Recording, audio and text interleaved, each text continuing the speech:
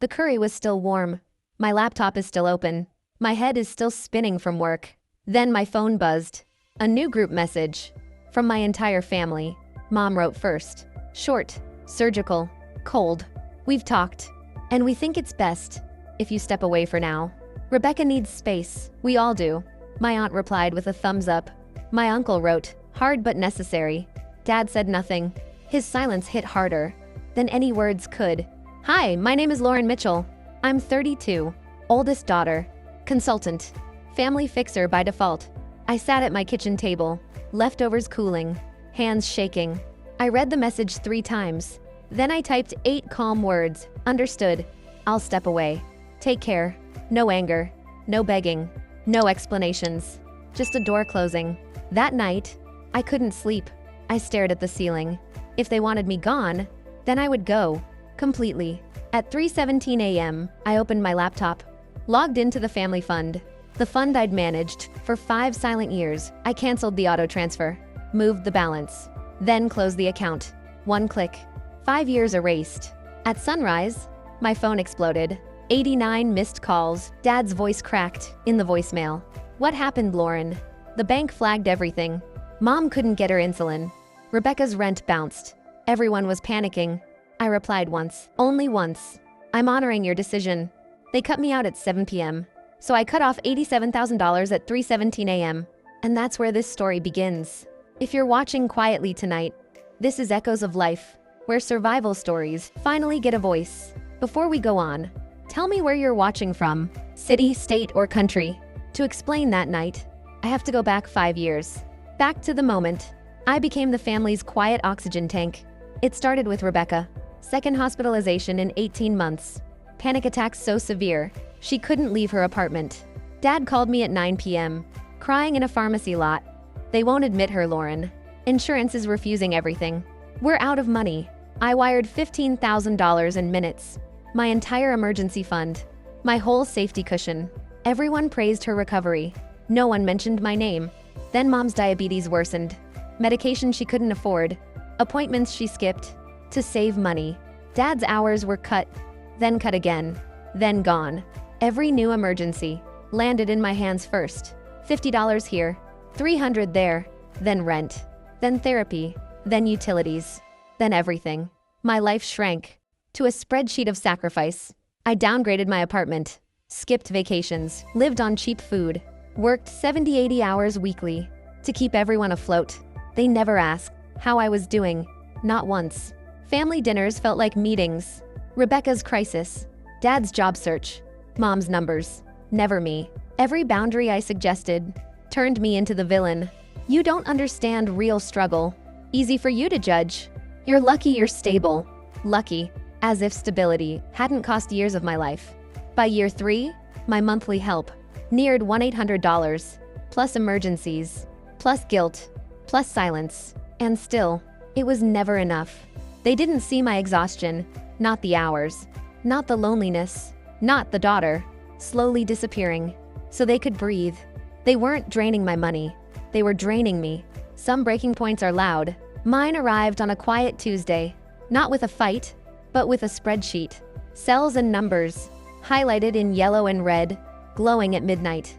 I started tracking everything, every transfer, every bill, just this once. Not to build a case, but to stay sane. The totals climbed fast. Month after month, my life bled into theirs. Rent support, prescriptions, therapy, tires, deposits, late fees, overdraft rescues. Meanwhile, my own savings barely moved at all. My friends planned trips. I planned payment schedules. They posted beach photos. I refreshed account balances at 1 a.m. I told stories on Echoes of Life about boundaries and healing, then closed the laptop and paid another emergency bill. The more I documented, the harder it was to lie to myself. This wasn't generosity anymore. It was quiet self-erasure. Whenever I asked for receipts, the pushback came fast. You don't trust us? We're not your employees. Why are you policing everything? But I'd seen too much waste to keep pretending. DoorDash instead of groceries. New earrings instead of copays. Craft beer instead of past due electric. The fund became their cushion, never ours. No one offered to deposit. No one asked what I'd skipped. to keep it full, so I made copies, thank statements, screenshots, voicemails, texts with subject lines I could recite from memory, just until Friday. Can you spot me? I'll pay you back soon. Soon never came. I backed everything up to a private drive. Part of me hoped I'd never need it. Another part knew better. That part was tired of being gaslit by people I loved. At work, I nodded. Through budget meetings, executives praised my clarity, while my own accounts were bleeding out. I ate lunch alone, with my laptop open, reconciling their chaos line by line. Sometimes I wondered if I was the problem. Maybe I was selfish. Maybe I was dramatic. Then I'd scroll the spreadsheet and watch the totals jump. Month after month, the truth was right there, colder than any apology they'd never say. On our monthly video calls, I smiled on command. I muted the mic to breathe through panic. They debated wellness retreats, new apartments, and upgraded phones. Not once did anyone ask if I had plans beyond paying their bills. That's when the idea formed. If they ever questioned my memory, I would have proof, not to shame them, to keep myself from rewriting history. I wasn't preparing for revenge. I was preparing for the moment. They'd pretend none of this happened. If this were your family, what would you do? Comment 1 to keep peace quietly. Comment 2 to ask for proof even in public. The break didn't come from shouting or slammed doors that night. It arrived quietly, wrapped inside a single group message on my phone. I had just come home exhausted after another impossible client meeting. The microwave hummed. Leftover curry turned slowly in the dark kitchen. My phone buzzed once with a notification I almost ignored. It was the family group chat. Everyone included, no one missing. Mom's message sat at the top, blunt enough to stop my breath. We've talked and we think it's best if you step away for now. No explanation followed. No kindness. No attempt at clarity. Within seconds, my aunt reacted with a lazy thumbs up emoji. Uncle Jim added, "This is hard but necessary," like a judge delivering sentence. Dad stayed silent, which somehow hurt more than anything he could have said. I read the message 3 times before my brain caught up. My dinner went cold while my hands shook around the phone. I typed one sentence that felt heavier than anything I'd written. Understood. I'll step away entirely. Take care. I didn't ask what I'd done wrong, or why they chose now. I didn't ask why my future was discussed without me present. I just honored their decision, even if they never meant it fully. At 3:17 a.m., staring at my ceiling, the rest finally landed. Stepping away from the family meant stepping away from their finances too. So I opened my laptop and logged into the support account. For 5 years, I'd paid rent, utilities, prescriptions, co-pays, emergencies, everything. Every crisis went through me before it ever touched them. Now the balance read 3,000 with 1,500 scheduled for morning. My heartbeat felt strangely calm while the cursor hovered over close. I canceled the transfer, moved the balance, and shut the fund. 10 minutes of quiet clicks erased 5 years of unpaid sacrifice. By sunrise, my phone exploded with missed calls and frantic messages. Dad's voicemail cracked while he asked why the mortgage payment bounced. Mom's text said the pharmacy refused her insulin without funds in place. Rebecca accused me of sabotaging her life without any warning. Not one of them mentioned their own message from the night before. They wanted distance from my boundaries, not from my bank account. They expected my love and money to stay, even if I left. For the first time in years, I let both walk away. The calls didn't stop after I closed the fund. They just changed from worried to vicious. "You're abandoning us," Rebecca sobbed in one voicemail. Mom said I'd turned cold. Dad said success had gone to my head. For a week, I ignored them. I slept badly. Then one text cut through the noise. "Please join one more family call. We need to talk." Mom, of course. Some stubborn part of me still wanted repair, so I logged into Zoom that Thursday night. The moment my camera connected, my stomach dropped. Dad paced behind her like a trapped bear. "Why did you do this to us?" Rebecca blurted. "You knew we depended on that fund. You knew I'd miss payments." I let her talk herself empty. Then I opened the folder on my desktop labeled Family Support. "I want you all to see something," I said. I shared my screen. The spreadsheet filled their monitors. 5 years of dates and payments. Rent, prescriptions, therapy, utilities, car repairs, legal retainers, security deposits, groceries. Each line a night I stayed late at work. Each line a vacation I never booked. Each total a boundary I never set. At the bottom sat one number, $87,421.13. Nobody spoke. "You kept score," Mom whispered finally, horrified.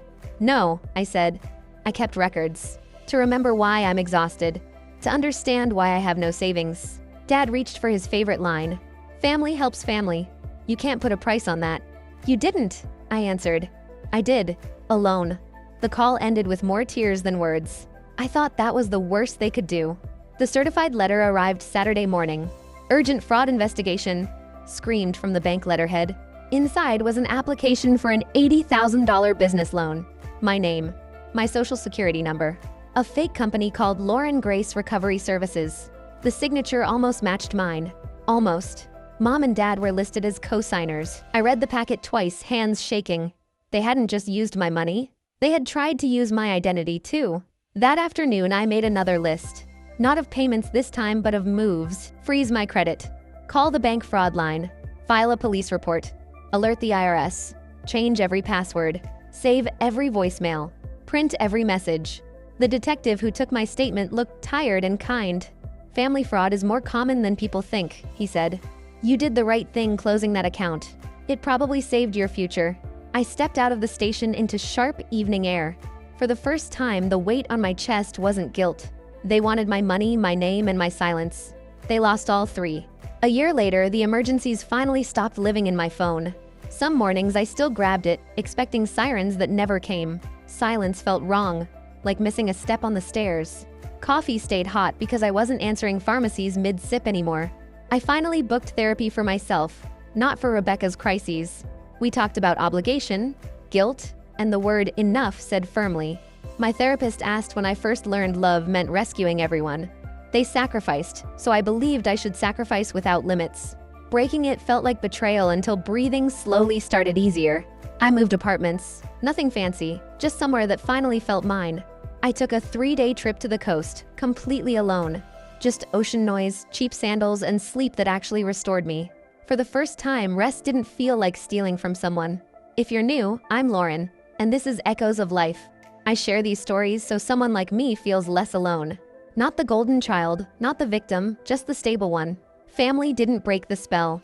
Documentation and distance finally did. I stopped confusing being useful with being loved or safe. My love is no longer a pipeline, it's a choice I keep. I didn't lose a family that night. I walked out of a cage. If this resonated, please like the video. Share it with someone exhausted who might need this boundary today. And subscribe to Echoes of Life to stay for the next story.